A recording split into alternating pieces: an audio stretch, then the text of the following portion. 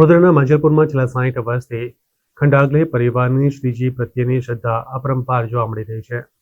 મહારાષ્ટ્ર બાદ સૌથી વધારે ગણેશોત્સવ વડોદરા ખાતે જોવા મળે છે.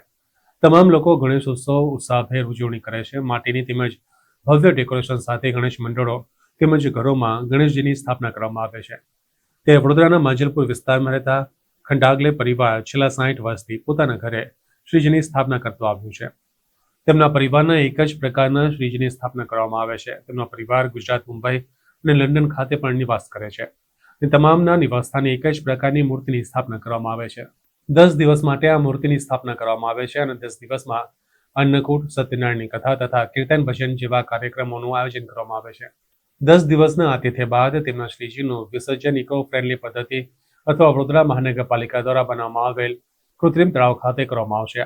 આ વખતે પરિવાર દ્વારા પોતાના બાળકોના ઉત્સાહને જોઈને શ્રીજીની માટીની પ્રતિમાની હાઇટ વધારવામાં આવી છે. અમે છેલ્લા 60 વર્ષથી અમારી પરંપરા મુજબ અમે ગણપતિની સ્થાપના કરીએ છીએ અને અમારા કુટુંબના સર્વે લોકો 10 દિવસ ભેગા થઈને ગણપતિજીની આરતી, પૂજા અર્ચના કરીએ છીએ અને ભગવાનની પાસે પ્રાર્થના કરીએ છીએ કે સુખ, સમૃદ્ધિ, શાંતિ આપે. પ્લસ દરેક અમારી સોસાયટીના લોકો આવે છે, દર્શન કરે છે, એને લાભ લે છે અને અમારી પરંપરા મુજબ 10 દિવસમાં અમે સત્યનારાયણની મહાપૂજાનું આયોજન કરીએ છીએ. એ જ દિવસે અમે ગણપતિજીની મહાઆરતી કરીએ છીએ બધા ભેગા થઈને, ફેમિલીના લોકો. દાદાની મહાપૂજા હોય છે, સત્યનારાયણની મહાકથા હોય છે.